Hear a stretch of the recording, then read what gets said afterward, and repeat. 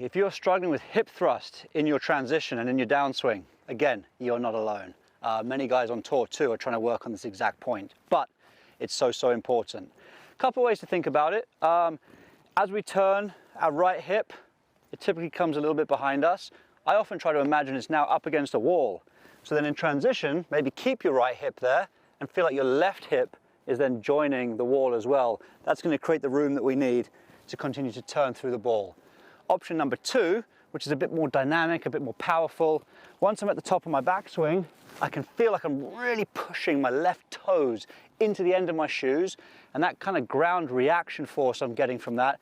So top of the swing, pushing left, kicking forward with my foot, that's actually going to push my left hip backwards, again, creating the space that I need to have the hands close to my body and be able to turn left and be very passive with the club face through the ball.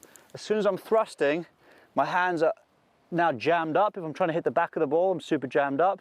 Or the only other option I've got is hips are thrusting, arms are thrusting out, I'm cutting across the ball, typically going to hit a big high cut. So again, so important that we don't thrust, that we have the room to come through the ball with the club traveling slightly from the inside, that we can make good solid contact. 2 massive points there by Justin Rose. I mean, what a great lesson, all wrapped up in 1 minute 30. He should have a YouTube channel or something. Just so clear and concise. I love it. I mean, that's exactly what you want. I wish I could just roll it off like he does. So he's talking so much sense there. And he's even saying that the tour players are trying to work on this hip thrust thing. It's a massive problem. You get in that position, you're screwed. Trust me, because I've got the same problem. Yeah, so you got that right butt cheek going back, and then you're just trying to feel like it stays back.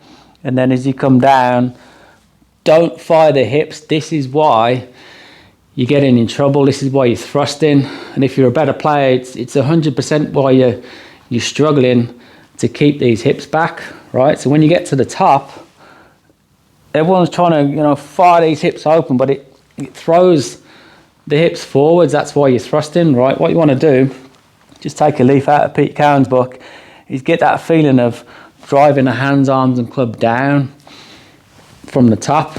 So get to the top, down. Pete Cowan's very much about this pressure down, getting the hands, arms and club back under the body center. What you don't want to do is fire the hips, because guess what? Now you're stuck. Yeah, that's why you're getting flippy through the ball. So right butt cheek back behind the wall, coming down, you feel like you keep it there, drive the club down with the hands and arms, not the hips. Then that left butt cheek matches up with the right. This is where you want to be at this point in your golf swing. You don't want to be here, trust me. You want to be here, right? Why? Because I'm stacked, I'm balanced, I'm in a nice squat position. We're kind of down here, got that pressure coming down. The hips are naturally clear. The more you can push down, the more you can compress your body down, the more your hips are going to kind of clear naturally. So that paves the way here for the club hips to turn out the way, then the club to get through with 0 manipulations.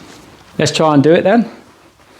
Really going to try and imagine that wall behind me, get that right butt cheek into it, keep it in there.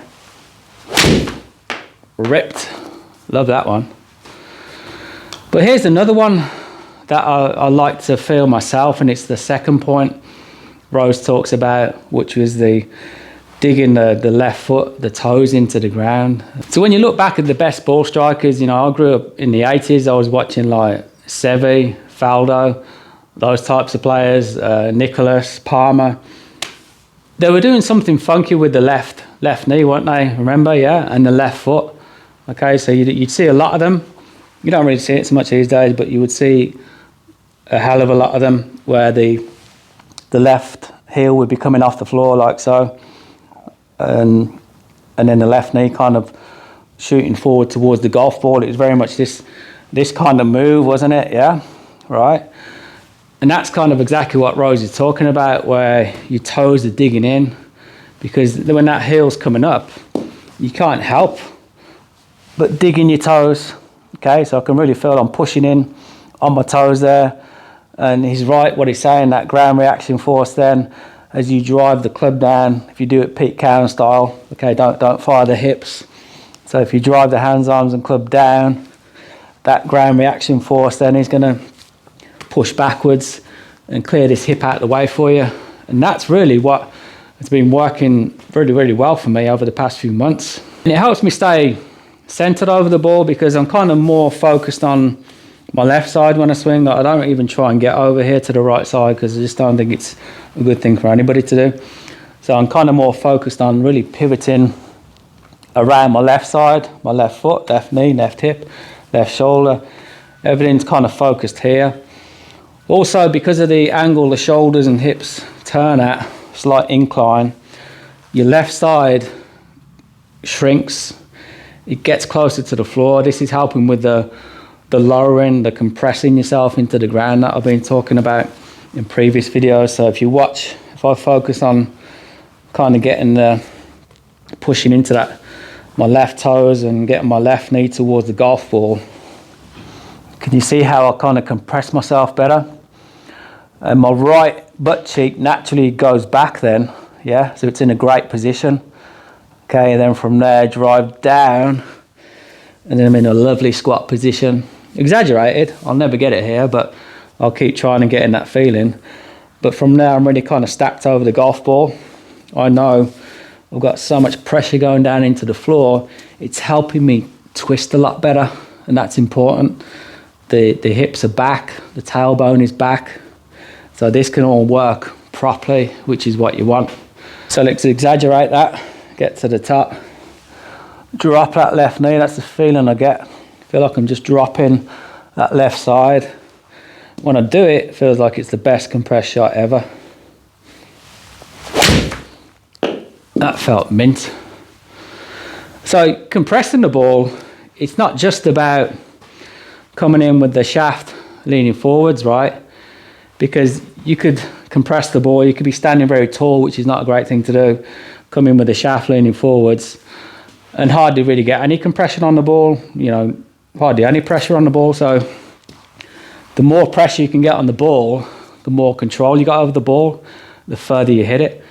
Because when you compress it more, you squash the ball and then it flies off a lot quicker.